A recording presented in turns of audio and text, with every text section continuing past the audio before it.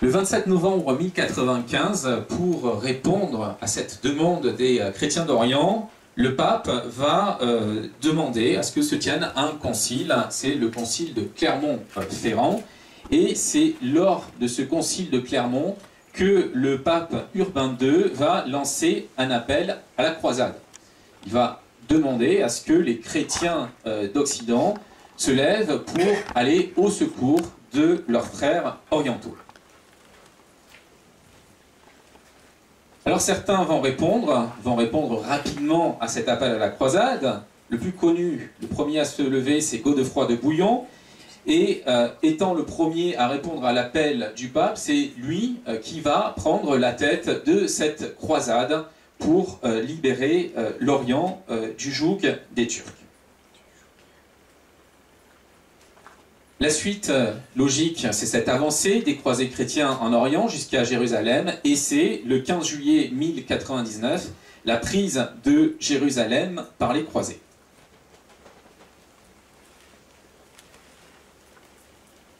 Alors à partir de là, va se constituer ce qu'on a appelé le royaume franc de Jérusalem. Godefroy de Bouillon, qui est le leader de la croisade, va refuser le titre qu'on lui propose à ce moment-là. En effet, ses compagnons de route veulent faire de lui le roi de Jérusalem, mais pour Godefroy de Bouillon, c'est un titre qu'il ne peut prendre à Jérusalem. Jérusalem, c'est la ville où le Christ a subi la passion, c'est la ville où le Christ a reçu l'infamante couronne d'épines, et à partir de là, il refuse de porter une couronne à Jérusalem. Il va donc refuser ce titre, mais à sa mort, son frère va par contre, pour sa part, l'accepter. Baudouin de Boulogne est donc couronné roi de Jérusalem sous le titre de Baudouin Ier.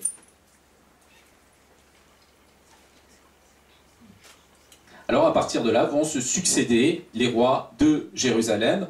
On a ici un exemple avec cette enluminure qui représente l'un d'eux, Amaury Ier de Jérusalem.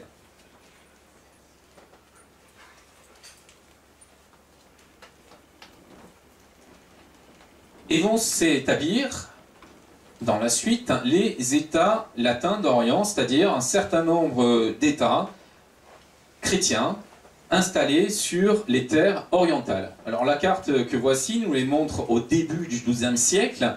On voit qu'autour de Jérusalem, il y a le royaume de Jérusalem. Il y a un certain nombre d'autres comtés ou royaumes chrétiens en Orient, comme le comté d'Édesse. Cette carte a le mérite de nous montrer qu'il s'agit d'enclaves, c'est des territoires plus ou moins étendus qui sont cernés par des populations qui n'ont pas été soumises aux chrétiens. Alors cet enclavement explique que le contexte est relativement instable. Pour arriver dans ces poches chrétiennes orientales, il faut traverser des territoires qui sont souvent des territoires très vastes, et qui sont des territoires aux mains de l'ennemi. Les pèlerins qui partent donc d'Europe pour se rendre à Jérusalem doivent traverser un certain nombre de terres dangereuses, et pour cette raison, un certain nombre de services de sécurité, entre guillemets, vont se mettre en place. À Jérusalem, Godefroy de Bouillon a créé l'ordre du Saint-Sépulcre de Jérusalem. C'est un ordre qui va mêler des moines et des guerriers, et qui a une vocation, c'est assurer la protection du Saint-Sépulcre, le tombeau du Christ, que les pèlerins viennent adorer.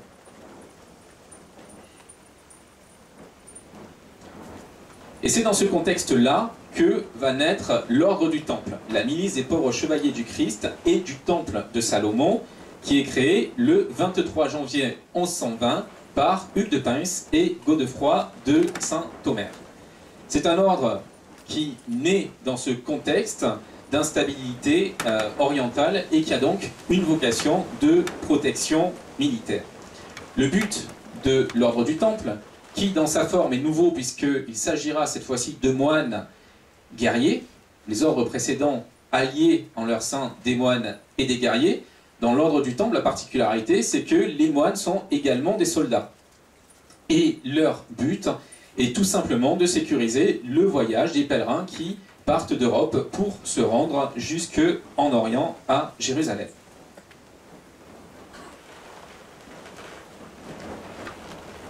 Alors cet ordre, il va recevoir l'appui des autorités locales. Baudouin II, le roi de Jérusalem, va autoriser Hugues de Pins à installer cette milice dans une partie de son palais que les traditions juives identifiaient au reste du temple de Salomon.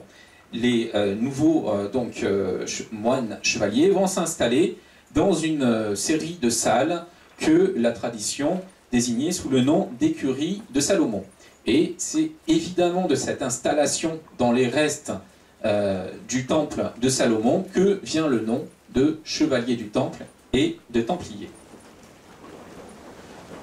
Alors évidemment, cette installation au sein du temple de Salomon est un des fondements de la mythologie qui par la suite va se développer autour de l'ordre des Templiers. En effet, le temple de Salomon n'est pas quelque chose d'anodin, c'est le lieu saint de la religion juive, c'est le lieu où ont été entreposées toutes les grandes reliques religieuses du judaïsme, à commencer par la plus mythique d'entre elles, la fameuse Arche d'Alliance qui contenait les tables de la loi. Alors je referme cette parenthèse mythologique, on reviendra sur la mythologie fantastique templier par la suite. Revenons à l'histoire factuelle de l'ordre du Temple. Cet ordre naissant, il a évidemment besoin d'une reconnaissance, et pas seulement d'une reconnaissance locale de la part des autorités de Jérusalem. L'ordre part en quête d'une reconnaissance de la plus haute instance du monde chrétien, à savoir le pape. Et pour cette raison, Hugues de Pins et d'autres compagnons, Godefroy de Saint-Omer, Païen de Montdidier, Geoffroy Bissol, Archambault de Saint-Armand et Roland vont quitter l'Orient en 1127 pour faire une véritable tournée européenne à la recherche de dons. Et ils vont rencontrer des seigneurs qui vont financer l'ordre du Temple. Ils vont également recevoir le soutien du grand théologien de l'époque, Bernard de Clairvaux, qui va rédiger la règle de l'ordre du Temple. Et cette reconnaissance de Bernard de Clairvaux, évidemment, est un point fort pour l'ordre du Temple qui est en train de s'élaborer et qui a besoin d'appui et d'appui qui fasse autorité, puisque cette alliance de l'épée et de la religion ne plaît pas à tout le monde et qu'un certain nombre de religieux voient d'un mauvais œil que des moines puissent prendre l'épée pour aller combattre. Bernard de Clairvaux va légitimer cette position de moine soldat. Il va expliquer que ce ne sont pas des hommes que les Templiers vont aller combattre en Orient, mais le mal que véhiculent ces hommes entre eux. Et donc il donne une justification théologique à l'usage de la violence par des chrétiens. Alors fort de cet appui, l'ordre du Temple va monter en puissance.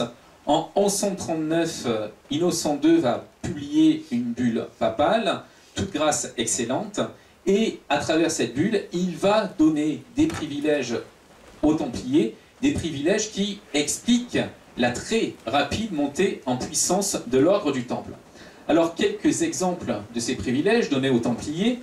Par exemple, l'ordre est exempté de payer la dîme, mais peut la recevoir. Il n'y a pas de soumission au système féodal, et c'est un point important qui, plus tard, va expliquer la chute de l'ordre du Temple. Les Templiers ont également le droit de bâtir leur propre lieu de culte. Il y a une raison à cela. Les Templiers sont des moines, ils doivent vivre à l'écart de certaines tentations, comme les femmes. Et donc, le système qui est pensé, c'est que les Templiers ont leur propre lieu de culte où ils font la célébration de la messe, où ils assistent à la messe eux-mêmes. De cette façon, ils n'ont pas à se mêler à la population et donc aux femmes qui assistent à la messe dans les villages alentours.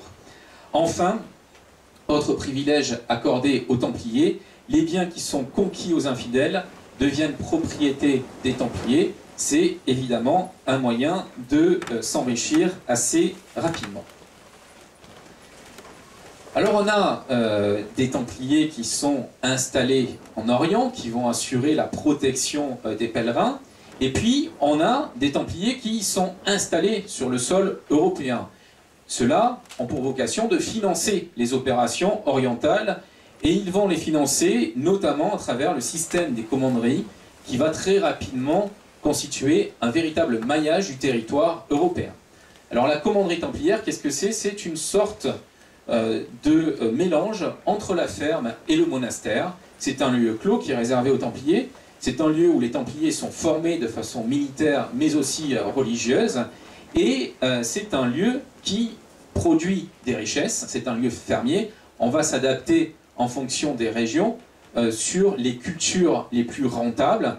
Par exemple, l'industrie fromagère dans le Larzac avec l'élevage des brebis et l'industrie viticole, pour prendre un autre exemple, dans les Pyrénées-Orientales.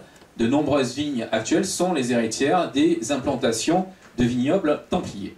Alors cette implantation elle est tout à fait importante, impressionnante même. On estime qu'il y avait environ 700 commanderies en France. Et grâce aux revenus soulevés par les productions agricoles et viticoles de ces commanderies templières, eh bien les Templiers lèvent là aussi très rapidement des fonds qui vont permettre de financer les opérations militaires. L'essor, pour toutes ces raisons-là, et pour l'intelligence du système templier qui est très novateur par rapport à son temps, eh bien, l'essor de l'ordre du Temple va être tout à fait considérable. Le problème, c'est que sa chute va être tout aussi brutale. Cette chute, elle a un point d'origine orientale, c'est la reprise de Jérusalem par Saladin en 1187. À partir de cette prise de Jérusalem par Saladin, le royaume franc de Jérusalem va devoir se retirer et il va s'installer à Saint-Jean d'Acre. À Saint-Jean d'Acre va arriver un autre événement.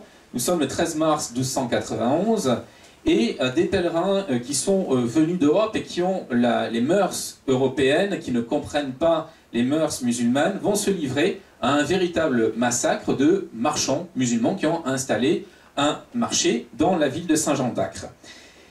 Ce massacre est un acte ignoble qui va susciter des condamnations, notamment du grand maître de l'ordre du Temple, Guillaume de Beaujeu.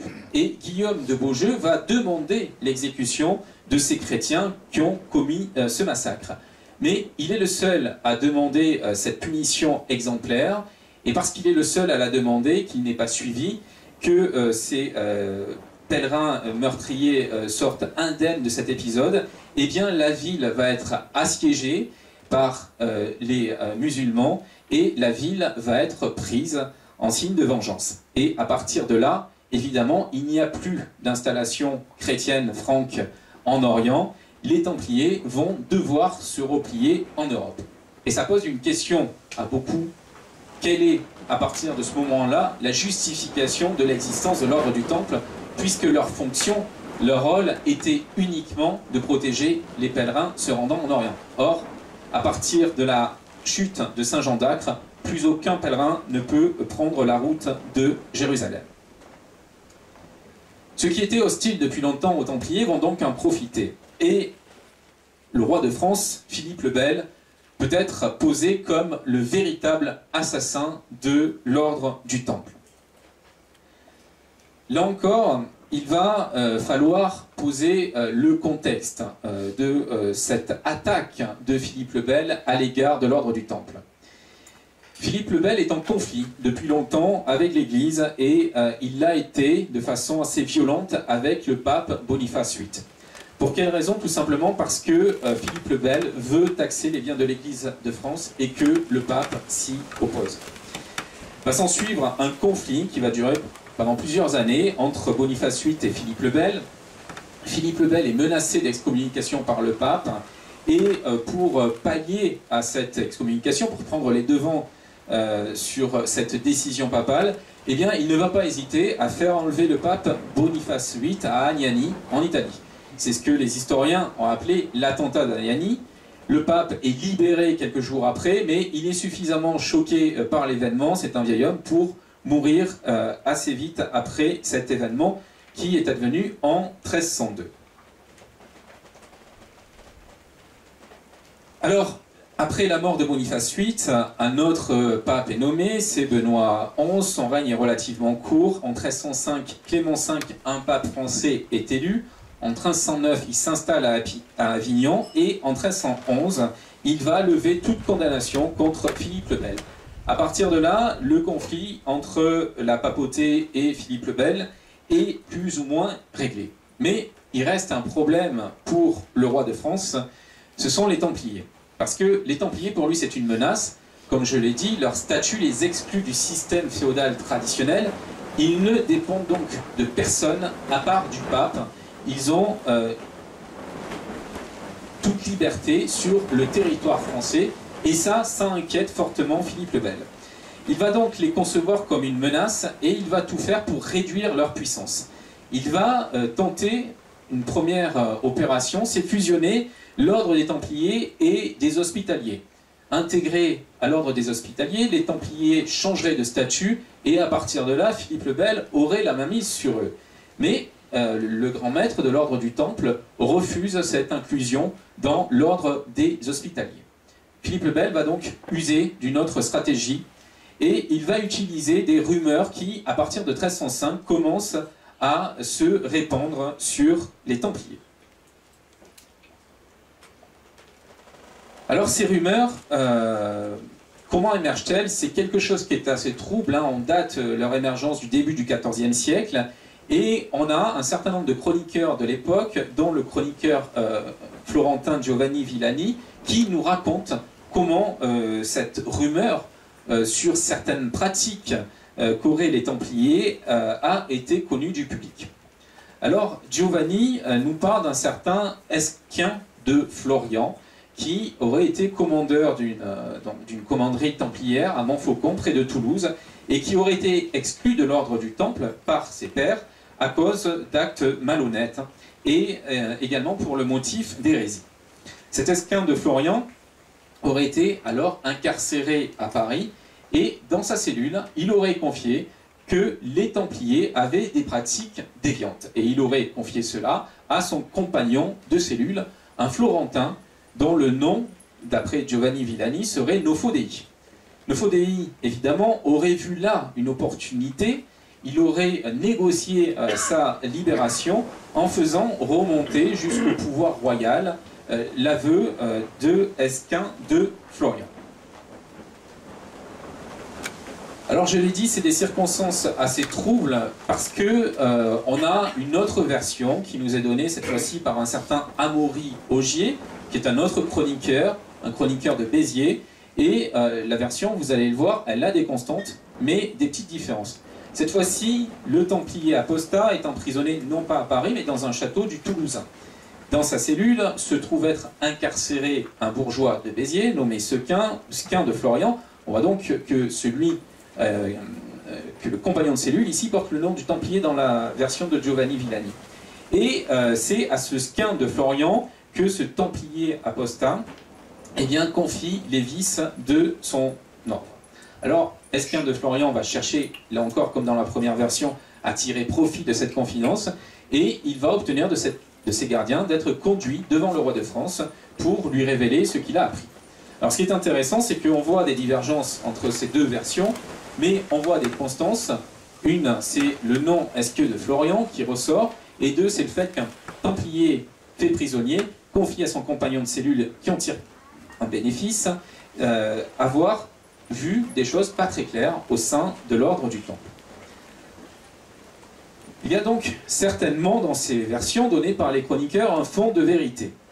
Ce fond de vérité est d'autant plus certain qu'on a bien retrouvé trace d'un certain Esquin de Floiran ou Floirac qui écrit au roi d'Aragon Jacques II le 28 janvier 1308 et qui, dans cette lettre, se vante d'être l'homme qui a révélé les faits concernant les Templiers au Seigneur, roi de France.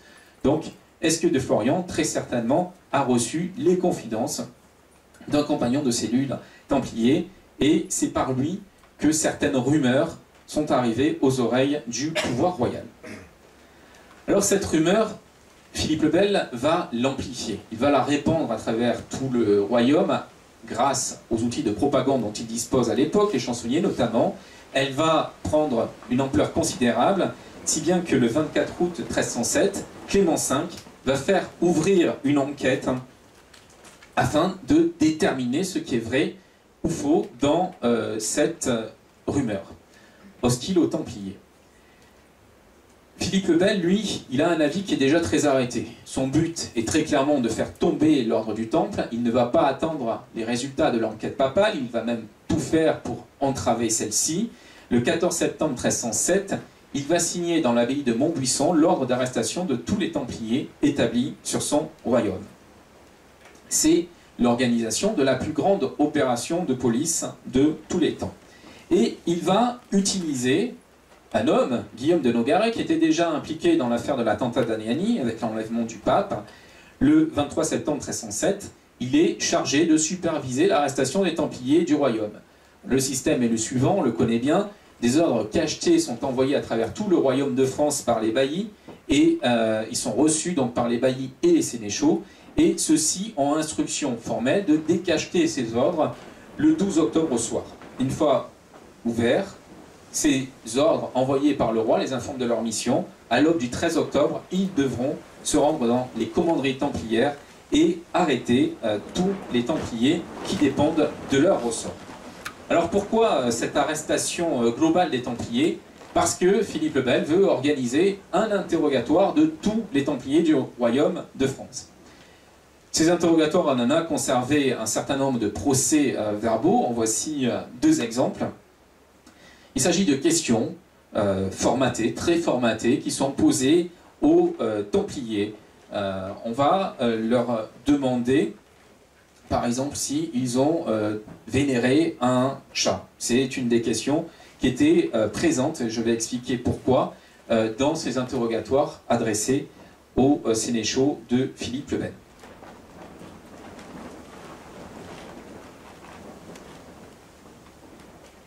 Le pape, lui, essaie de continuer à poursuivre son enquête. On sait aujourd'hui qu'il a été entravé. On a longtemps eu cette représentation d'un roi de France travaillant avec le pape et avec l'Église pour détruire l'ordre du Temple.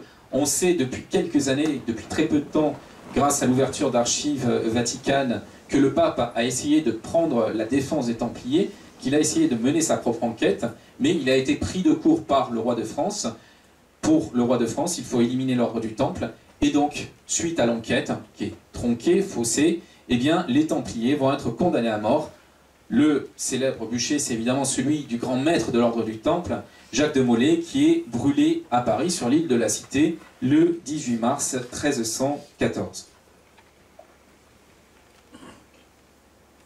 Cet événement, sur l'île de la Cité, qui s'appelle l'île des Juifs à l'époque, eh bien, va marquer considérablement les esprits. Elle va imprégner les gens qui assistent à ce bûcher, parce que le grand maître des Templiers, il va dignement, et il aurait prononcé cette fameuse malédiction que l'on a évoquée par la suite. En tout cas, il ne recule pas devant la mort, et c'est quelque chose qui marque. Et les Templiers, qui disparaissent brusquement d'un paysage qu'ils occupaient depuis pas mal de temps, et qu'ils occupaient à travers un maillage territorial très dense, eh bien, en disparaissant brusquement comme ça du paysage français, ils ont laissé ce qu'on peut véritablement appeler un spectre. Alors, un spectre, on va le voir, c'est des légendes de fantômes, mais quand je parle du spectre des Templiers, je parle de l'image rémanente, c'est-à-dire cette image qui reste sur la rétine après que l'œil ait été exposé. Comme par exemple quand on regarde le soleil, qu'on ferme les yeux après ou qu'on déplace le regard, on a cette boule de lumière qui reste dans l'œil. L'image rémanente, c'est cela. Et les Templiers ont laissé, à travers le territoire, une véritable image rémanente. Alors cette image rémanente, elle va s'exprimer de différentes façons. Les Templiers ont, depuis un certain temps, avant même leur disparition, été entourés d'un certain nombre de traditions, de dits surnaturels qui les associent à des événements surnaturels, comme par exemple en 1310, il est chroniqué que sur l'horizon de Paris, un peu avant le lever du soleil, une croix rouge semblable à celle des Templiers empreinte sur le disque de la Lune. Donc on a comme ça des apparitions pendant les dernières années de l'ordre du Temple qui associent des phénomènes jugés divins à l'époque à l'ordre du Temple. Ces phénomènes surnaturels associés aux Templiers vont véritablement exploser après la disparition de l'ordre du Temple. Une véritable légende spectrale des Templiers va s'installer sur le territoire français. Alors pour ça, s'en convaincre, il faut consulter les recueils des folkloristes du XIXe siècle, puisque ceux-là ont consigné énormément de légendes de fantômes impliquant des spectres de Templiers. C'est par exemple le cas de Théodore Hersart de la Villemarquais. Alors, en Bretagne, par exemple, les Templiers sont au centre de nombreuses renditions fantomatiques où on les désigne sous le terme de moines rouges. Voici un extrait d'un recueil folklorique breton. Le peuple voit encore la nuit les moines rouges. Ils sont vêtus de manteaux blancs et portent une grande croix écarlate sur la poitrine. Ils montent des squelettes de chevaux enveloppés dans des draps mortuaires. Ils poursuivaient, dit-on jadis, les voyageurs, s'attaquant de préférence aux petits garçons et aux jeunes filles, qu'ils enlevaient et conduisaient Dieu sait où, car ils ne les ramenaient point. Alors, autre exemple, cette fois-ci en Picardie, à travers donc un recueil qui date du XIXe siècle, la littérature orale de la Picardie. L'auteur a recueilli dans différents villages picards des traditions locales. Et voici l'une d'elles qui concerne les rives de la Lue, qui est un cours d'eau picard. Si la lune est dans son plein, on aperçoit des milliers de fantômes, vêtus d'une longue robe rouge de sang, poursuivis par une troupe de jeunes filles échevelées, vêtues de longues robes blanches. Les fantômes, épouvantés par les spectres, qui ne sont autres que ceux des jeunes filles qui, autrefois, se noyèrent de désespoir dans l'Alu, quand les Templiers leur eurent fait violence. Les traditions picardes affirment en effet que les Templiers enlevaient des jeunes filles et les séquestraient dans leur commanderie. Il les libéraient par la suite, mais ayant subi des violences et des viols, eh bien, ces jeunes filles, pour certaines d'entre elles, se suicidaient dans le cours d'eau voisin. Alors maintenant, je vais évoquer une autre tradition spectrale. Cette fois-ci, on est dans le sud de la France. Je note cette particularité, je vais expliquer pourquoi par la suite. On est à Gavarnie, et l'histoire a été rapportée par énormément d'auteurs. J'ai choisi ici une citation de l'historien Henri Martin, mais Victor Hugo, George Sand, par exemple, de Passage à Gavarnie, ont évoqué cette tradition des fantômes templiers de la chapelle de Gavarnie. On raconte que chaque année, la nuit de l'anniversaire de l'abolition de l'ordre, une figure armée de toutes pièces et portant le manteau blanc à croix rouge apparaît dans le cimetière, écrit par 3 fois « Qui défendra le Saint-Temple? Qui affranchira le sépulcre du Seigneur ?» Alors, les 7 têtes.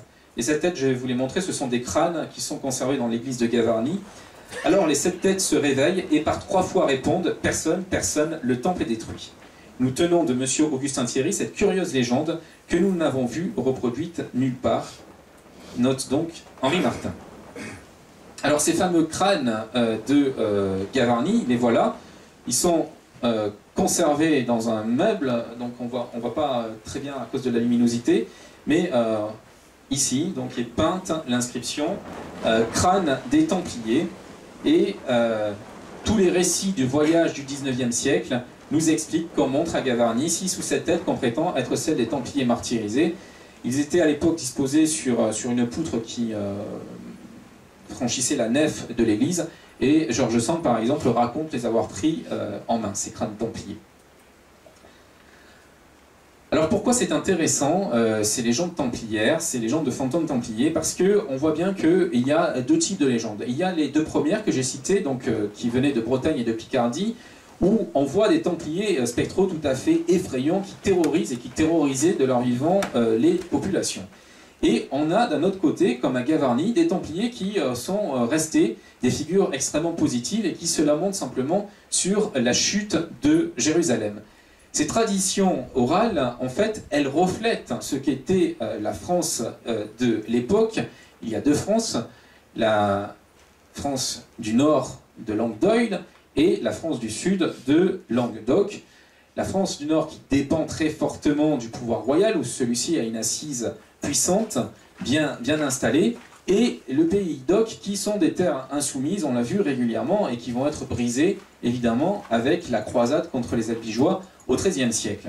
On a donc une partie du territoire français où la propagande de Philippe le Bel a très bien fonctionné, puisque pour les populations locales, le souvenir des Templiers est sinistre, Et on a une part du pays qui était plus indépendante à l'époque, où au contraire cette propagande du pouvoir royal n'a pas prise, et où on a gardé un souvenir positif de l'ordre du Temple. C'est important pour comprendre certaines choses par la suite. Alors pour les mêmes raisons, évidemment, quand on sort des frontières françaises, eh bien, on se rend compte que le souvenir des Templiers, il n'est pas forcément négatif. Et un certain nombre d'auteurs l'ont noté depuis longtemps.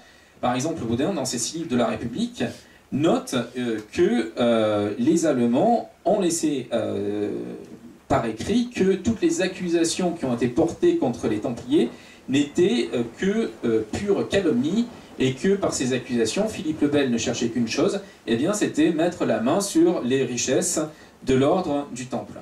Là encore, pour la suite de mon propos, c'est pas anodin si en Allemagne on a conservé cette image positive de l'ordre du Temple.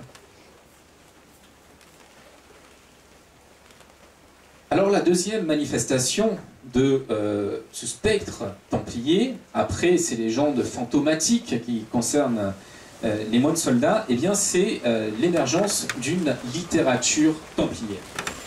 La littérature templière, on la connaît aujourd'hui, elle est abondante, hein, chaque année paraissent de nombreux ouvrages sur le sujet. Le phénomène a commencé il y a plusieurs siècles.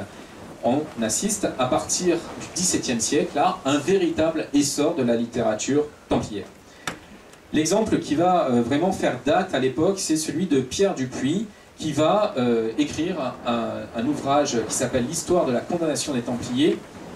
Pierre Dupuy il a cet avantage d'être conseiller du roi, et à ce titre, il a accès aux archives royales du procès contre les Templiers. C'est donc le premier livre très documenté sur le sujet. Et c'est ce qui va faire sa notoriété à cet ouvrage, c'est sa documentation archivistique. Alors, il y a malgré tout un souci, c'est celui de l'objectivité.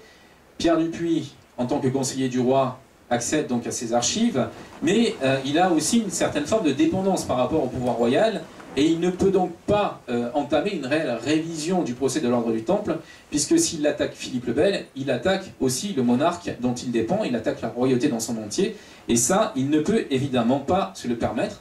Donc l'ouvrage de Pierre Dupuy, aussi fondamental soit-il pour la suite de l'histoire des Templiers, eh bien, il ne va pas remettre en question le schéma qui était jusqu'à présent installé, c'est-à-dire que Philippe le Bel est un bon roi qui a fait ce qu'il fallait.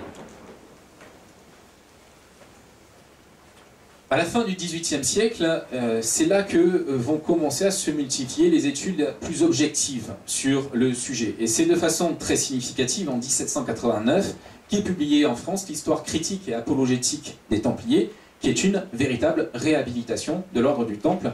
Je cite un extrait de ce livre, donc c'est l'auteur qui parle. « L'histoire que j'entreprends est celle d'un ordre militaire que la charité fit naître, que la nécessité et le besoin agrandir, d'un ordre puissant par ses richesses, célèbre par sa valeur, qui fut heureux dans ses commencements, considéré par son progrès, opprimé enfin par la calomnie et anéanti par l'autorité de deux puissances. » À partir de là, la tendance donc des auteurs va progressivement viser à réhabiliter l'ordre du Temple.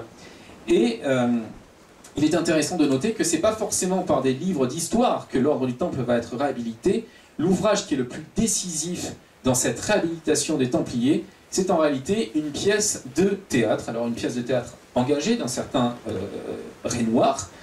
Renoir est un historien aussi, donc sa pièce est extrêmement documentée. Au fur et à mesure des rééditions de la pièce, il va ajouter des annexes de plus en plus conséquentes, hein, des annexes documentaires.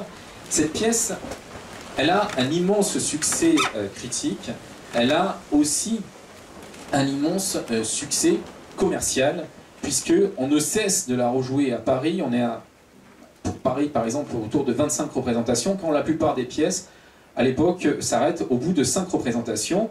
Et les grands acteurs de l'époque vont donner de leur talent pour l'interpréter, par exemple avec Talma, qui est un des plus grands dramaturges de cette période-là. Alors voici, juste pour illustration, donc, les costumes qui ont été utilisés, et on voit ici celui du grand maître de l'ordre du Temple, Jacques de Molay. Cette pièce, il va y avoir une tournée dans toute la France, et on ne va cesser d'en discuter. Napoléon lui-même donnera son opinion à son sujet. À partir de là, il y a une véritable mode templière. Ce qui est marquant, c'est de voir d'où naît cette mode des Templiers. Pourquoi les historiens brusquement se sont réintéressés à l'ordre du Temple et à son histoire. Alors on pourrait penser que c'est un intérêt historique. Eh bien en fait, l'intérêt des historiens, il naît de la littérature ésotérique.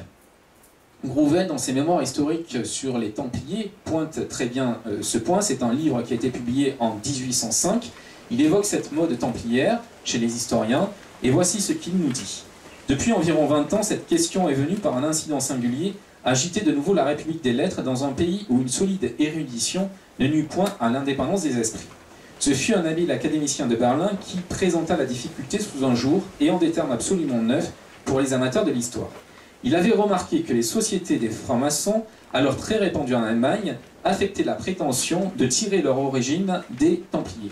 Autrement dit, les premières études historiques, qui sont les études allemandes, la mode templière est venue d'Allemagne, eh bien, elle vient tout simplement du fait que des sociétés maçonniques, à ce moment-là, ont affirmé descendre en droite ligne des Templiers. Je vais donc ouvrir un chapitre sur les francs-maçons héritiers occultes des Templiers, point d'interrogation.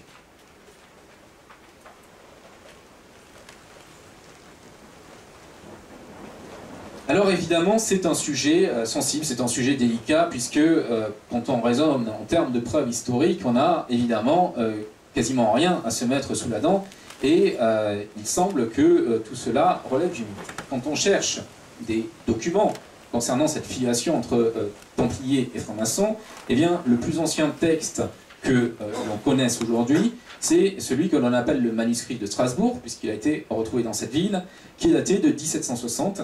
Il s'appelle « Deuxième section de la maçonnerie parmi les chrétiens ». Alors pourquoi deuxième section?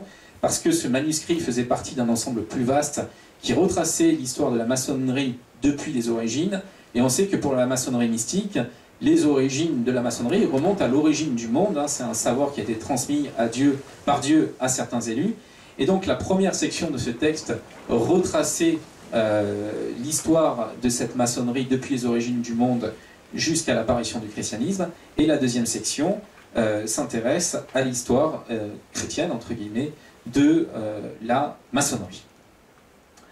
Alors, en effet, le schéma qui est donné dans cette deuxième section nous explique que la maçonnerie eh bien, dérive de l'ordre du Temple. Le schéma est le suivant, donc comme je viens de vous le dire, on a tout d'abord la création divine hein, de la franc-maçonnerie, et puis dans l'Antiquité, évidemment, avec les chrétiens apparaissent les premiers maçons chrétiens. La deuxième section nous explique à ce moment-là qu'on a 600 ans d'histoire inconnue de la maçonnerie, et puis on retrouve la maçonnerie au sein des chanoines du Saint-Sépulcre à Jérusalem, qui sont rentrés en possession du savoir des Esséniens. Et ces chanoines du Saint-Sépulcre initiés vont voir dans le membre fondateur de l'ordre du Temple et les Templiers, eh bien des gens qui sont susceptibles de fonctionner avec eux. Ils vont donc les initier à leurs secrets, et à partir de là va être reconstitué l'ordre primitif au sein même de l'ordre du Temple. C'est-à-dire l'ordre primitif, la maçonnerie initiale, va être recréée au sein de l'ordre du Temple et va secrètement évoluer en lui.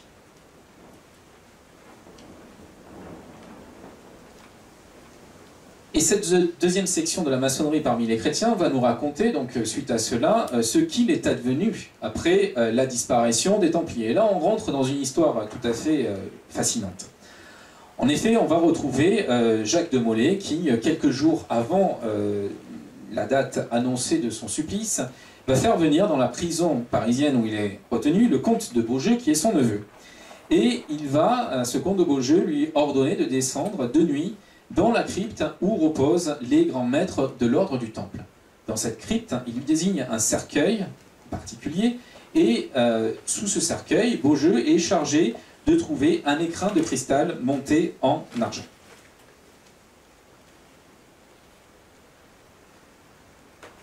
Beaujeu va exécuter cette mission et il va revenir voir Jacques de Molay qui, à partir de là, va l'initier au mystère des Templiers.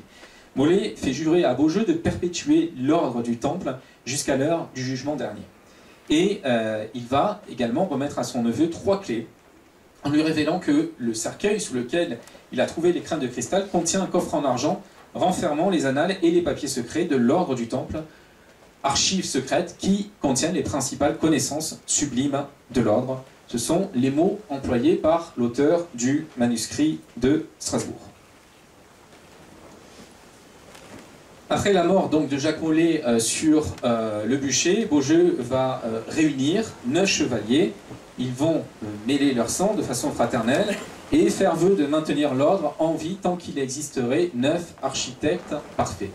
Ils vont refonder en secret l'ordre du Temple. Beaujeu va en devenir le grand maître et afin de maintenir le secret autour de cette organisation, eh bien, ils vont créer un nouveau rituel qui est en partie emprunté aux Templiers, en partie emprunté à des usages plus anciens. Évidemment, ça permet de déguiser sous une autre forme la survivance de l'ordre du Temple.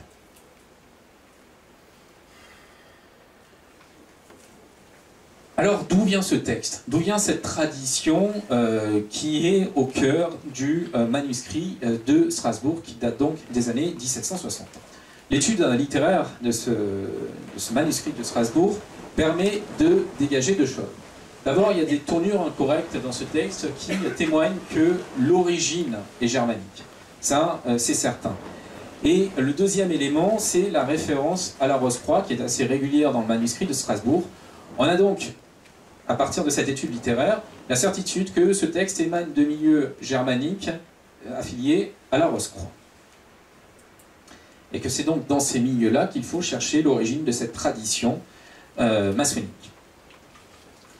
Alors effectivement, quand on va du côté des Allemands, de la franc-maçonnerie allemande, c'est là que naît la franc-maçonnerie templière, à travers différentes figures qui affirment avoir été initiées à ce mystère de la survivance occulte de l'ordre. Il y en a différentes, je vais en citer quelques-unes. Une de ces figures, c'est le pasteur Rossa, qui explique dans son Historia Ordinis que derrière le mythe maçonnique d'Iran, qui est bien connu des maçons, eh bien, en fait, a été déguisée la dramatique mort de Jacques de Molay. Et le même Rossa explique que le maçon, il œuvre à une chose, c'est le triomphe à venir de l'ordre du Temple qu'il doit ramener sur le devant de la scène.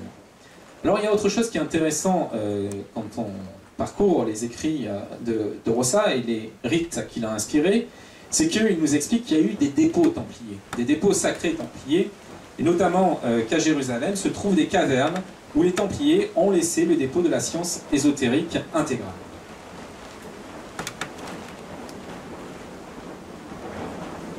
Alors, autre exemple, en 1763, arrive à la loge des Trois Roses à Iéna un certain Johnson, et ce Johnson se dit missionné par les vrais supérieurs inconnus de l'ordre du Temple, et il aurait été chargé de former au sein de la maçonnerie une milice du Temple afin de ressusciter l'ordre du Temple au grand jour.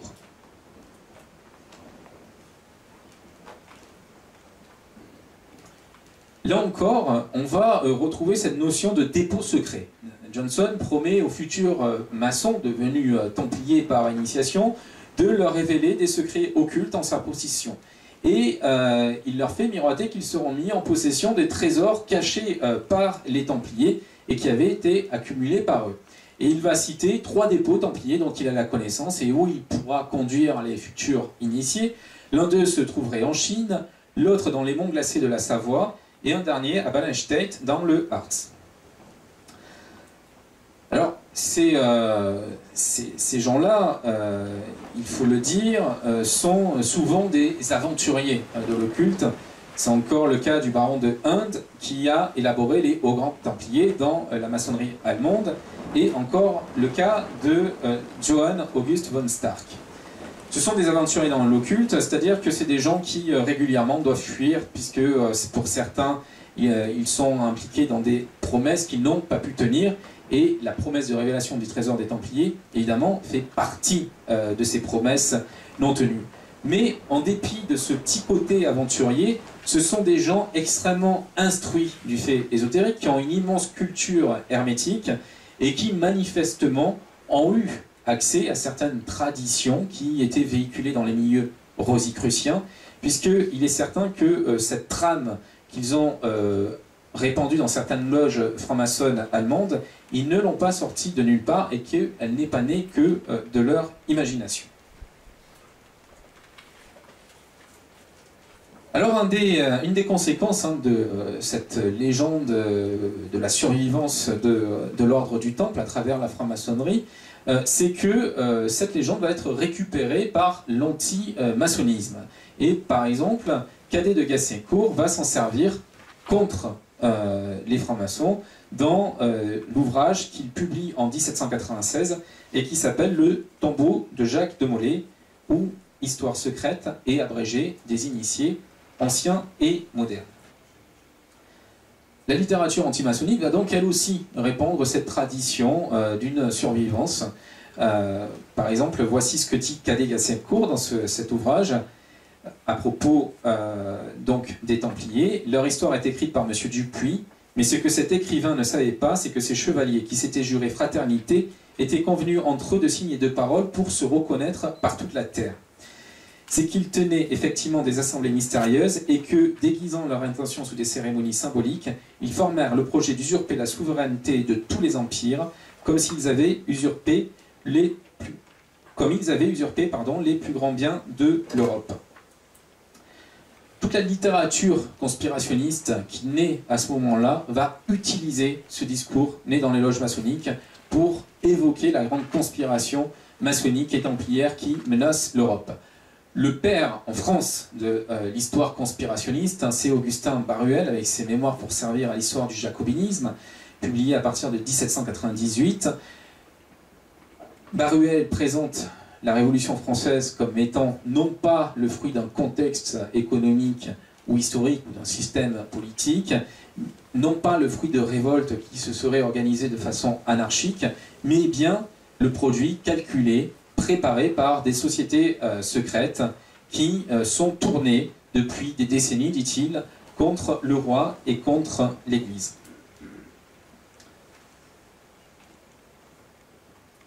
Évidemment, c'est une période très riche pour cette histoire conspirationniste.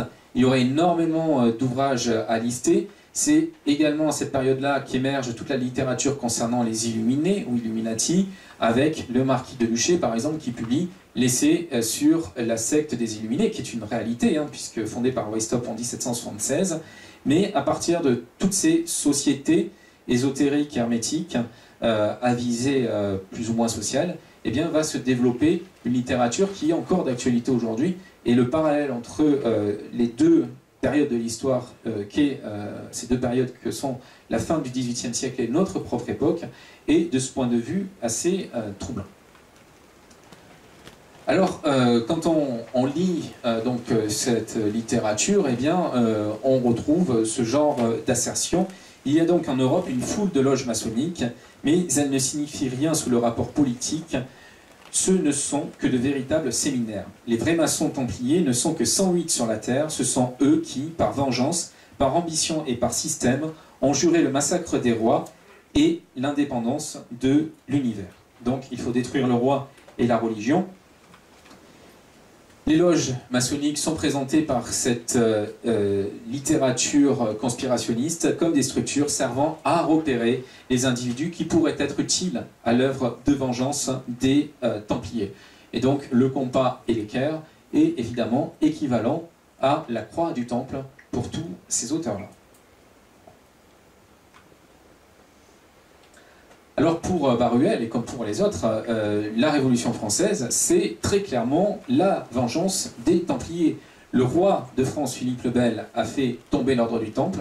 Eh bien, les survivants Templiers, qui ont pris le visage de la franc-maçonnerie, ont fait tomber le roi de France. Et tous ces auteurs vont noter certaines corrélations entre les grands événements qui ponctuent la Révolution française et les lieux qui ont ponctué la fin tragique de l'ordre du Temple. Pour eux, il y a corrélation entre les deux. Et cette corrélation est la preuve que la Révolution est bien une œuvre vengeresse ourdie par les Templiers à travers les siècles. Baruel est convaincu que les francs-maçons sont bien les Templiers. Il a cette envolée qui dit bien sa conviction. Oui, ils en descendent, affirme-t-il. Oui, leurs prétentions ici ne sont plus chimériques. Ils y renonceraient, nous les presserions nous-mêmes de reconnaître leurs ancêtres, non pas dans chacun de ces chevaliers, mais dans ceux des chevaliers que leur corruption antique et leur obstination et la haine du trône et de l'autel, ajoutées au vœu de la vengeance, doit rendre plus terrible au roi et au pontife. Donc, c'est une certitude. Alors, cette certitude, il l'appuie sur les similitudes qu'il trouve entre la structure de la franc-maçonnerie et la structure de l'ordre du Temple. Baruel fait tout un tas de parallèles, j'en ai ici sélectionné quelques-uns, mais sa liste est beaucoup plus prolixe. Il note par exemple que dans les deux structures, on retrouve cette notion d'idéal fraternel. Et puis on retrouve surtout cette notion du serment, de garder le secret sur ce qu'on voit au sein de chacun de ces deux ordres. Il trouve des équivalences aussi, par exemple, entre les sentinelles qui gardent les commanderies, donc qui sont postés sur le toit des commanderies templières, et puis le fameux frère terrible, qui, toujours armé d'un glaive, veille à l'entrée des loges.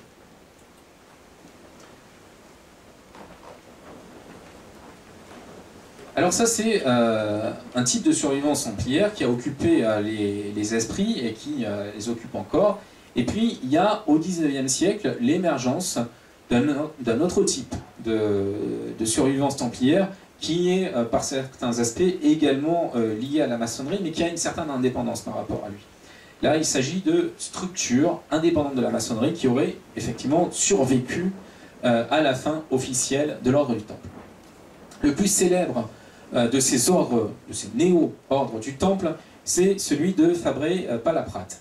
Alors, l'histoire commence avec Louis Hercule de Timoléon, qui est duc de Cossé-Brissac, qui serait le dernier grand maître secret de l'ordre occulte du Temple. En 1792, c'est un noble, il est donc menacé par la Révolution, et il va s'empresser de trouver un successeur en la personne de Radix de Chevillon. Et c'est au sein donc, de cet ordre qui aurait survécu à travers ce Radix de Chevillon qu'on trouve ce qu'on appelle la charte de l'Arménus. C'est un document qui est considéré aujourd'hui par les historiens comme un faux, qui au XIXe siècle était considéré par un certain nombre d'autorités intellectuelles comme un vrai, parce que l'imitation effectivement est très bien faite. Il est censé, ce texte, dater de 1324, et émaner directement de l'Arménus, qui serait le successeur, le premier successeur occulte de Jacques de Molay, et c'est évidemment par rapport à ce l'Arménus que le document a été titré Charte de l'Arménus. Alors fort de cet élément-là, qui fait vraiment autorité à l'époque, et puis d'un certain nombre de reliques qui sont présentées comme étant des reliques authentiques, par exemple le glaive de Jacques de Molay, ce genre de choses qui sont conservées par le néo-ordre du Temple de Fabré-Palaprate, eh bien cet ordre va acquérir une notoriété publique certaine.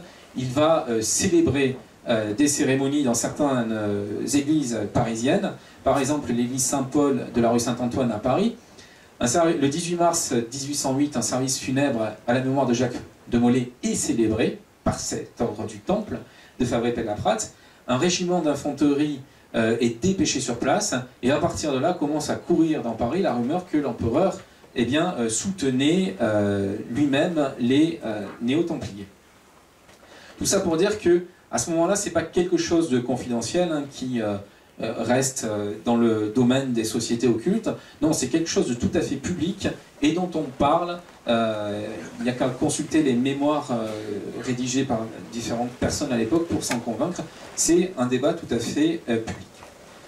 Alors évidemment, après cet exposé sur le spectre des Templiers, sur la façon dont les Templiers n'ont jamais cessé d'occuper les esprits, il faut aborder un certain nombre de questions concrètes sur cet ordre du Temple.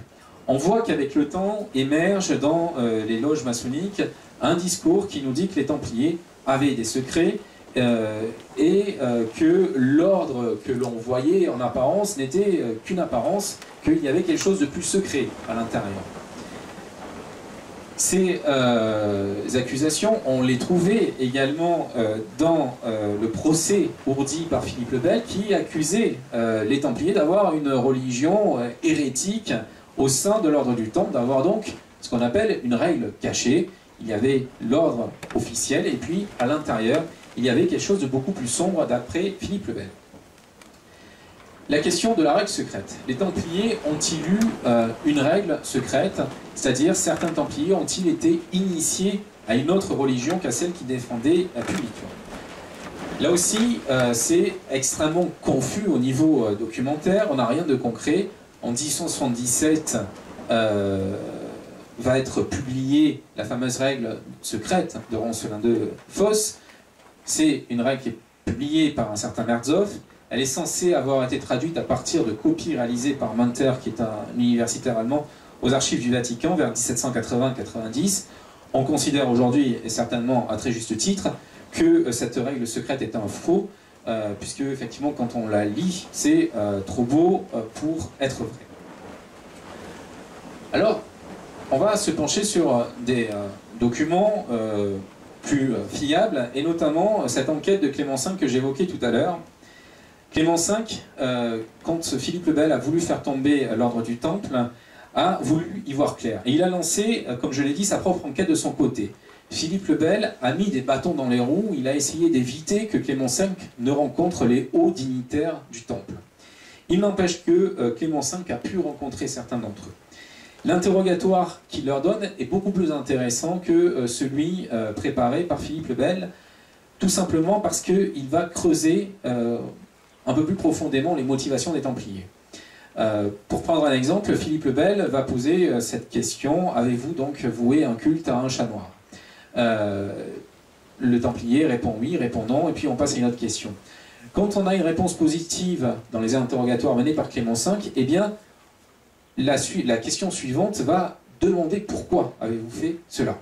Et cette demande de justification va permettre d'éclairer les motivations de certains gestes templiers, par exemple le fameux reniement de la croix. On a accusé les Templiers de blasphémer sur la croix, de cracher sur elle.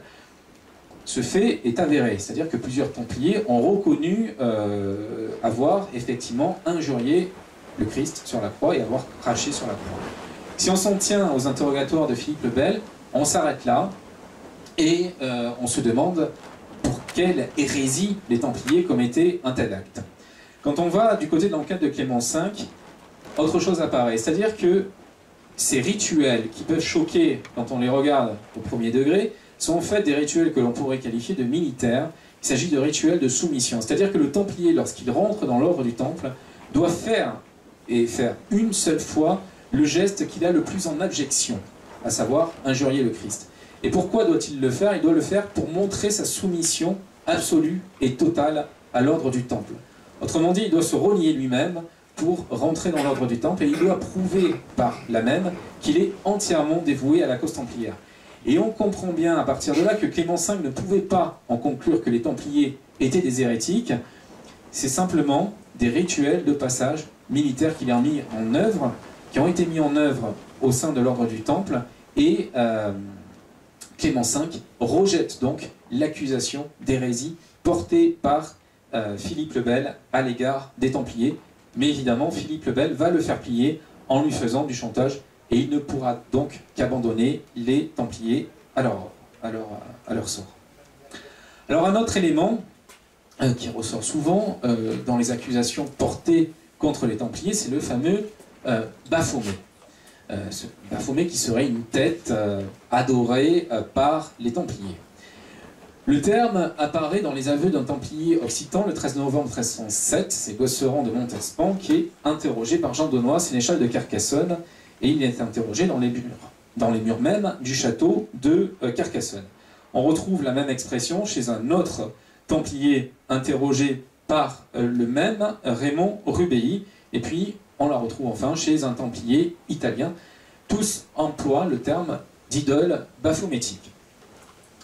On a beaucoup glosé sur cette idée de Baphomet. Quand on regarde les textes occitans de l'époque, on se rend compte que Baphomet est un terme employé pour désigner Mahomet. Et si on prend le poème occitan Seigneur Perlos Nostres Peccats du troubadour Gavaudan, eh bien les Baphomarias dans ce texte-là désignent les mosquées. Une idole baphométique serait donc en fait une idole mahométane, et évidemment c'est un chef d'accusation qui serait porté contre les Templiers d'avoir été en quelque sorte converti à la religion ennemie. Alors c'est certainement une accusation fallacieuse, et on voit bien qu'il y a des contradictions aussi quand on parle d'idole mahométane, quand on sait le regard que le culte musulman a sur l'image. Autre accusation portée par le roi de France, c'est l'adoration des chats que j'ai évoquée. Voici ce qu'on lit par exemple, hein, là j'ai tiré la citation de l'histoire de la magie en France. En Languedoc, 3 commandeurs templiers mis à la torture, moyen infaillible de connaître la vérité, note ironiquement l'auteur, avouèrent qu'ils avaient assisté à plusieurs chapitres de l'ordre, que dans un de ces chapitres, tenu à Montpellier, et de nuit, suivant l'usage, on avait exposé une tête. Donc, on revient sur le fameux Baphomet. Qu'aussitôt le diable était apparu sous la figure d'un chat, qu'on avait adoré ce chat, qui parlait avec bonté aux uns et aux autres, qu'ensuite plusieurs démons étaient venus sous des formes de femmes, et que chaque frère avait eu la sienne. Alors je vais m'arrêter un petit peu sur cette histoire d'adoration de chats, parce que ça c'est très significatif de la nature des accusations portées à l'égard des Templiers. Il y a un répertoire d'hérésies, de motifs d'hérésie, qui sont ancrés dans tous les esprits à l'époque, et quand on veut accuser quelqu'un d'être un hérétique, on va lui reprocher d'avoir voué tel ou tel culte listé sur ce catalogage informel. Un de ces cultes, c'est le culte du chat. On retrouvait exactement les mêmes accusations contre les cathares. Par exemple, Alain de Lille, qui est un théologien français, dans son texte de la foi catholique contre les hérétiques, nous explique que le nom des cathares vient du mot chat, cathus, et que donc les cathares étaient des adorateurs du chat. Il vouait, nous expliquent certains hérésiologues de l'époque, un culte à un gros chat noir qui, évidemment, était le diable déguisé. Alors il y a une vraie guerre de l'Église contre les chats à ce moment-là, et on comprend pourquoi les Templiers ont été accusés d'adorer les chats. Grégoire IX, par bulle papale, avait décrété en 1233 que les chats noirs étaient les serviteurs du diable sur terre. Et j'ouvre ici une petite parenthèse parce que ça montre bien le climat de folie de l'époque. Innocent VIII, pour les mêmes raisons, demande l'éradication des chats. Et à ce moment-là, des millions de chats sont tués à travers toute l'Europe, au moyen de bûchers notamment. C'est des actes abominables, mais qui ont eu une conséquence, c'est la peste noire. La peste noire, c'est 25 millions de victimes en Europe, entre 30 et 50% de la population.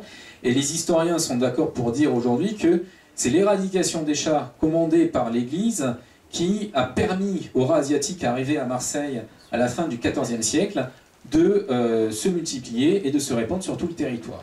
Autrement dit, on voit bien ici les conséquences de cette folie religieuse qui frappait les esprits. Alors, ce lien avec les chats, avec les cathares, évidemment, il a été défendu par un certain nombre d'auteurs hostiles aux Templiers qui ont affirmé, et Baruel reprendra ces affirmations au XIXe siècle, que les francs-maçons, les Templiers et les cathares étaient évidemment tous liés par la même hérésie, le manichéisme, à savoir ce mouvement fondé par Manès, qui est un des ennemis héréditaires de l'Église. C'est-à-dire qu'au fil des siècles, à mesure que différentes formes d'hérésie chrétienne apparaissent, eh bien systématiquement, on voit là encore l'Église catholique accuser ses adversaires désignés d'être des disciples de Manès. Alors ces affirmations-là, elles posent évidemment une question. à beaucoup, s'il y a une hérésie templière, eh bien, d'où vient cette hérésie templière?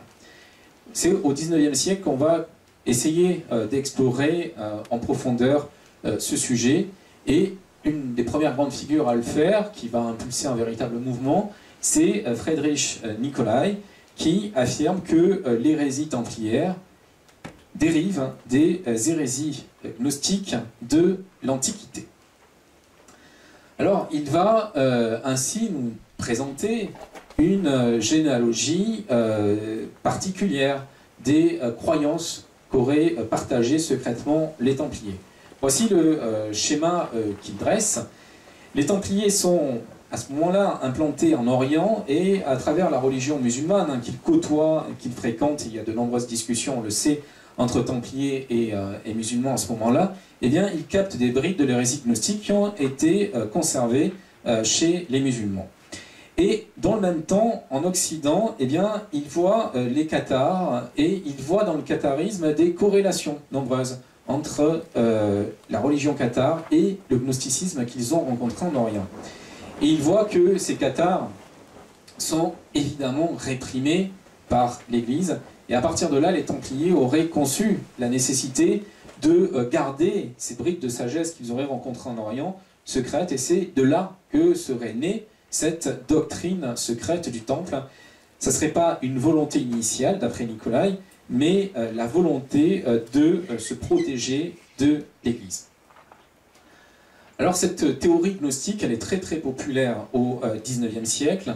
Un autre de ses défenseurs, c'est le baron Amer Purgstall, et qui a écrit un texte, Mémoire sur 2 coffrets gnostiques du Moyen-Âge, du cabinet de monsieur le duc de Blacas. Il publie ce texte en 1832, et alors pour lui, il n'y a pas à aller chercher le gnosticisme en Orient. En effet, pour Purgstall, eh bien, le gnosticisme a survécu en Europe jusqu'au XVe siècle. Il en veut pour preuve, mais c'est une interprétation que l'on sait aujourd'hui complètement erronée, la décoration de certaines églises où on trouve des figures tout à fait étonnantes qui, pour Purgstall et pour d'autres de ses contemporains, sont nécessairement d'origine hérétique et gnostique. On sait aujourd'hui, même si elles nous surprennent, qu'elles sont tout à fait dans l'iconographie du temps. Alors ces fameux coffrets du duc de Blacas, en voici en relevé. C'est donc un coffret qui a été retrouvé, je vais vous montrer où ça, près du château des Sarrois, sur ce territoire voisin du château des Sarrois, où de nombreux objets antiques archéologiques ont été retrouvés. Mignard, un auteur français cette fois, Purgstall est allemand, Mignard va également s'intéresser à ce coffre, et tous vont lui prêter une origine templière, et tous vont voir en lui une preuve que les Templiers avaient une doctrine gnostique. Alors comme je le disais, ces interprétations, et notamment de la survivance du gnosticisme en Europe jusqu'au XVe siècle, s'appuient sur des lectures erronées de certains motifs religieux. Par exemple, Purgstall et Amer Purgstall, nous dit que certaines figures de femmes nues dans les églises ne peuvent avoir été créées par le catholicisme, qu'elles sont nécessairement gnostiques. En fait, je donne ici un exemple, c'est le portail de Saint-Trophime d'Arles. On sait aujourd'hui que ce sont des représentations édifiantes qui étaient tout à fait dans l'air du temps quand ces églises-là ont été conçues. Donc il y a beaucoup d'incertitudes, on le voit, il y a beaucoup d'approximations, beaucoup de documents dont on sait qu'ils sont des faux, et beaucoup de lectures dont on sait qu'elles sont aujourd'hui erronées. Ce qui pose, quand on s'intéresse de façon objective à l'ordre du Temple, une question: est-ce que cette hérésie templière est une chimère? Pourquoi la question se pose? Tout simplement parce qu'on voit d'un côté des accusations d'hérésie présentées par le roi de France, qui sont des accusations politiques dans un but bien précis, détruire l'ordre du Temple, et de l'autre, on voit un certain nombre de mouvements ésotériques fournir de fausses preuves, comme la règle de Rancelin de Fosse, de cette hérésie templière. Alors malgré tout, même s'il faut détruire énormément de rêveries autour de cette question de l'ordre du Temple, eh bien, on trouve des éléments significatifs qui nous font penser qu'il ne faut pas tout rejeter dès lors qu'on s'intéresse à la doctrine secrète des Templiers. Pourquoi? Parce que, par exemple, quand on s'intéresse à ce motif du Graal, hein, qui apparaît pour la première fois chez Chrétien de Troyes, dans Perceval ou le Conte du Graal, eh bien, on va retrouver lié à ce dernier les chevaliers de l'ordre du Temple. On les trouve, ces Templiers, dans le Parsifal de Wolfram von Eschenbach.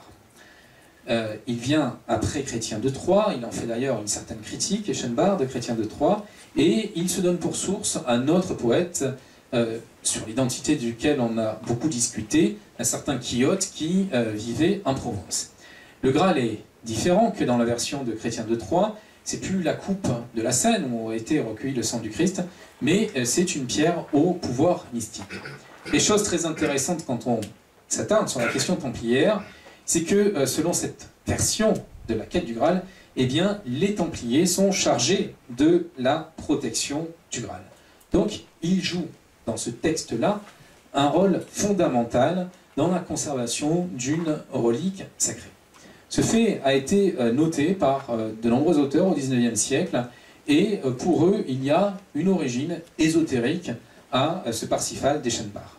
Les romans du Saint Graal et de la Table Ronde furent au XIVe siècle expressément interdits par la cour de Rome, en même temps que l'ordre des Templiers était aboli et supprimé.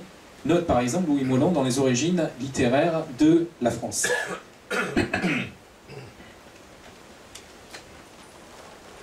Et donc, on en vient à se poser un certain nombre de questions.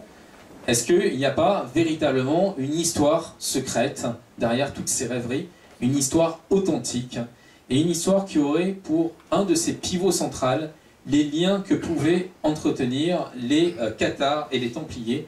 S'agit-il là d'une piste sérieuse?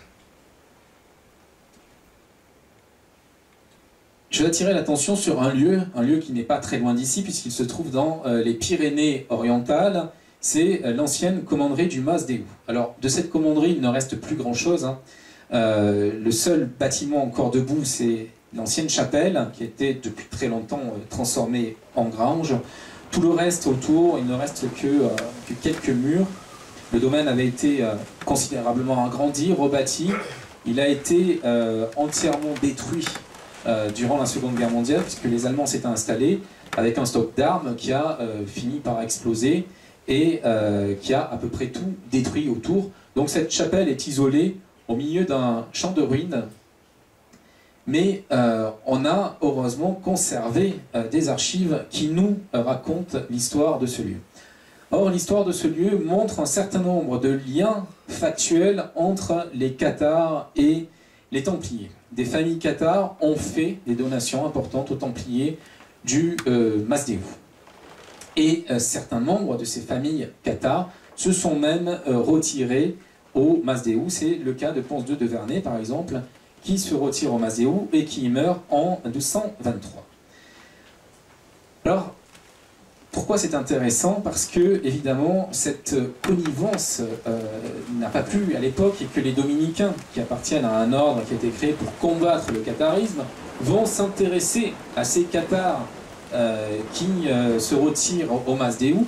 Pierre de Cadireta et Bernard de Bach, qui sont deux dominicains, vont s'attarder sur le cas de Ponce II de Vernay, et ils vont lui faire un procès pour catharisme, procès post-mortem, qui, selon l'usage de l'époque, va aboutir au fait que les restes enterrés au Mas des Houes vont être déterrés et brûlés en 1263. On a un autre exemple avec Arnaud de Mudagon, qui est un autre cathare proche des Templiers du Mas des Houes, qui va connaître exactement le même sort. Il meurt au Mas des Houes, est enterré au Mas des Houes, il subit un procès post-mortem en hérésie et ses restes sont déterrés. Alors comment expliquer cela? Est-ce qu'il faut évoquer la tolérance templière? Je l'ai dit tout à l'heure, les Templiers, lorsqu'ils ont été basés en Orient, ont été proches des musulmans.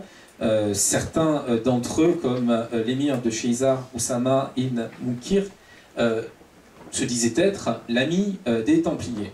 Et il y a concernant cet émir une anecdote qui est tout à fait significative de la façon dont des liens avaient pu se tisser sur cette terre-là entre Templiers et musulmans. L'émir se rend un jour à la mosquée à l'Aqsa, qui est occupée à ce moment-là par les Templiers, et il se met à y prier selon le rituel musulman.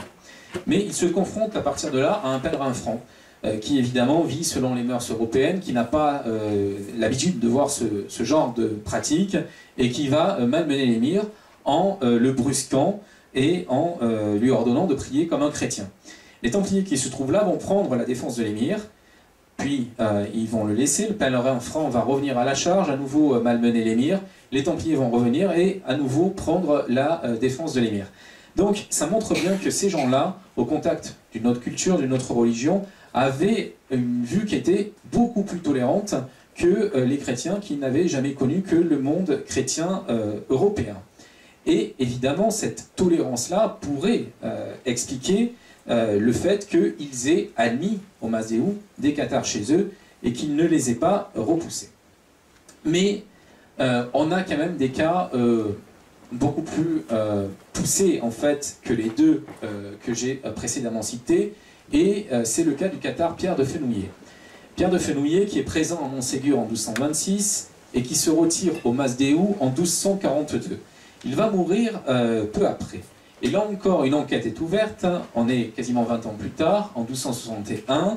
Ponce du Plouget ouvre une nouvelle fois un procès en catharisme à son encontre, et ce procès va révéler plusieurs choses tout à fait troublantes, notamment que c'est au sein même du Masdéou que Pierre de Fenouillet a embrassé complètement la religion cathare, c'est-à-dire qu'il a certainement reçu le consolament au sein même de la commanderie templière du Masdéou.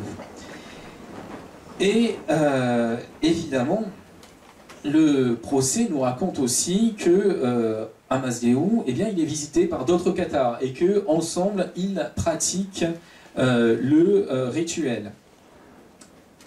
Le rapport du procès nous dit: les hérétiques lui ayant répondu à leur manière, il a écouté leur sermon. C'est ainsi que durant la maladie qui le conduisit à la mort, 4 hérétiques vinrent deux par deux l'hérétiquer.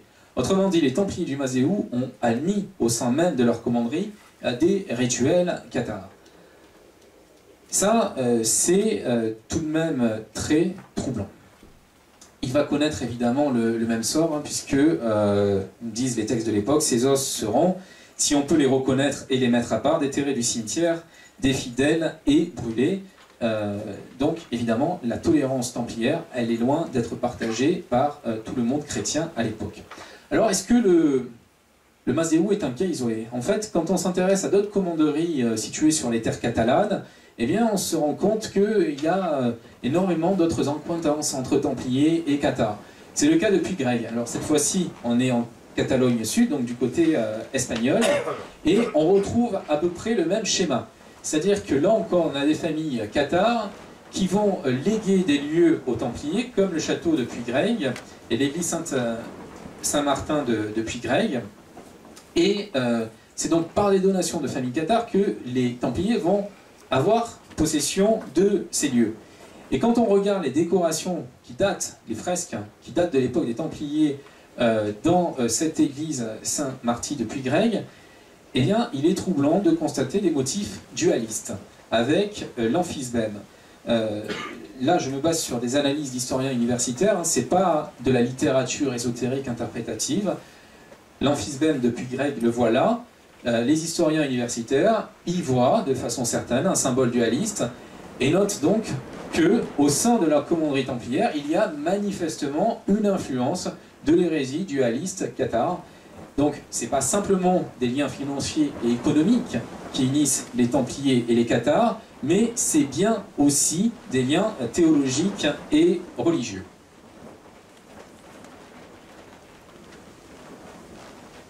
Et concernant l'amphisbème, alors on le voit tout de même sur cette image, c'est notre fresque. Donc l'amphisbème, hein, c'est un être à 2 têtes, et donc ces 2 têtes qui vont une dans une direction et l'autre dans l'autre montre le caractère dualiste de la créature.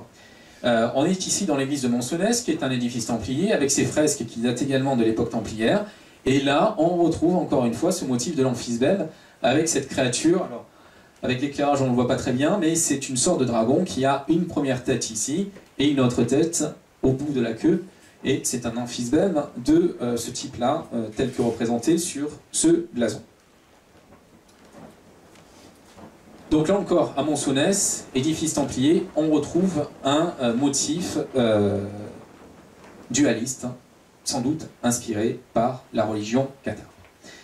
Y a-t-il donc eu des échanges spirituels entre cathares et templiers? Alors je l'ai dit, d'après Friedrich Nicolai, j'ai déjà présenté ce schéma, les Templiers auraient reconnu dans la religion cathare un certain nombre de choses qu'ils auraient rencontrées en Orient, notamment le gnosticisme qui avait survécu sur les terres orientales. L'hypothèse que la gnose est le dénominateur commun entre certains Templiers et les cathares est évidemment une hypothèse très intéressante.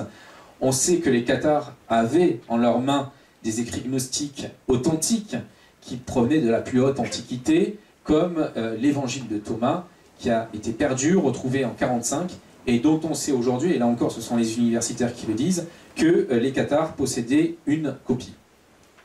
Donc en Orient, les Templiers ont pu rencontrer ce genre de textes et de traditions, et ils ont pu le retrouver sur le sol européen, dans la doctrine chrétienne, qui était cathare, qui était héritière de la vraie gnose.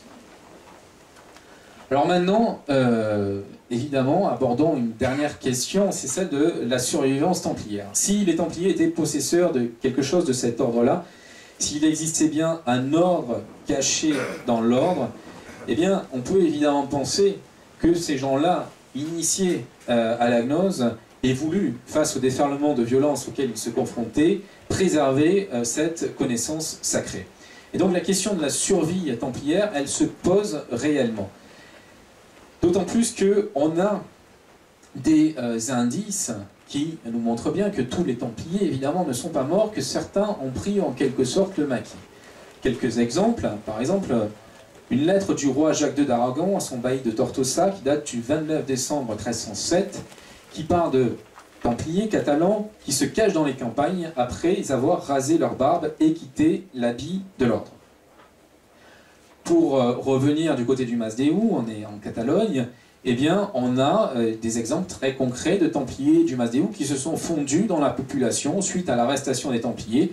C'est le cas de Raymond Carme, qui, suite à la disparition de l'ordre du Temple, est devenu maçon ou tailleur de pierre à Perpignan. C'est d'ailleurs assez amusant de noter que ce Raymond Carme, ancien Templier, est devenu maçon au regard des traditions maçonniques. Alors, il y a un certain nombre de lieux qui, dans cette possible survivance de l'ordre du Temple et d'un secret lié à l'ordre du Temple, ont leur importance. Un des plus particuliers, c'est cette petite église, qui est l'église de Planès, toujours dans les Pyrénées-Orientales, qui est un territoire très particulier concernant toutes ces questions. L'église de Planès, on le voit ici, elle a une forme très particulière. On sait que le clocher que l'on voit a été rajouté, c'est flagrant d'un point de vue architectural. C'est un édifice qui est circulaire, qui n'a rien à voir par sa forme avec l'architecture d'une église. La voici vue d'un autre côté.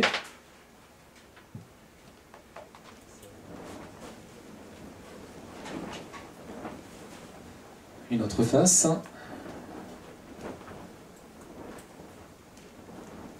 Et puis pour bien se représenter la structure du lieu, voici un relevé qui date du XIXe siècle et qui nous montre la conception architecturale de cette église de Planès.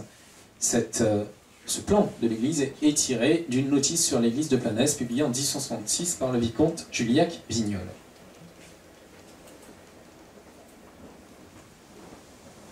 Alors l'église de Planès, sa forme est si particulière que depuis très longtemps, eh bien, on considère que ce n'est pas une église à l'origine, que c'est un monument qui a été transformé en église à un moment donné. Il y a deux traditions qui ont couru dans la région et qui sont évoquées toutes deux par Mérimée quand il fait son grand périple pour inventorier les monuments historiques à travers la France. Quand il arrive du côté de Prades, il entend parler d'une église qui est perdue dans les montagnes et dont on dit qu'elle est soit un ancien tombeau musulman, puisqu'il faut évidemment rappeler que les musulmans ont occupé ce territoire ayant été implantés, soit une construction templière. Et donc, Mérimée va se rendre jusque là-bas pour observer cette église de Planès. Ces deux traditions sont très vivaces dans la région, mais avec le temps, la tradition templière, la tradition qui voit dans les templiers les concepteurs de ce lieu, a pris le dessus. Et à partir de là, une littérature ésotérique s'est développée autour de l'église de Planès de façon relativement discrète, et on y a vu une sorte de testament des derniers templiers catalans qui auraient légué aux générations futures un message à travers cette église. Alors, il faut bien retenir la forme de l'église, puisque cette forme-là, on va la retrouver pas très loin de là. Toujours en Catalogne, à Villelongue de la Salanque, on est cette fois-ci sur la côte des Pyrénées-Orientales, et c'est là qu'un des derniers templiers du Val-Espire, Béranger Amil, a terminé son existence terrestre. La tombe de Béranger Amil est conservée, elle est affichée dans le mur de l'église, et quand on regarde cette tombe, eh bien, on peut s'étonner d'y retrouver le plan de l'église de Planès. Et dans ce plan de l'église de Planès a été disposé un calice. Alors, je mets les deux éléments en regard, hein, la superposition est flagrante, il n'y a aucun doute sur cela. Évidemment, ça pose une question, est-ce qu'il faut voir dans cette pierre tombale une forme de dernière confidence de Béranger Amil? Est-ce que celui-ci a confié un secret lié à ce que les Templiers avaient peut-être touché en matière de connaissance et de gnose? C'est que cette gnose à laquelle on donne des fois la forme d'une coupe appelée le Graal. Voilà, c'est sur cette question que je vais terminer cette conférence. Je vous remercie de m'avoir écouté. Je suis évidemment à votre disposition pour répondre à vos réactions et puis à vos questions. Et pour ceux que ça intéresse et qui veulent approfondir un peu le sujet, puisque j'ai pu aborder que certains aspects, je suis également à votre disposition pour vendre et dédicacer l'ouvrage dont est tirée cette conférence, L'ombre des Templiers. Voilà, je vous remercie.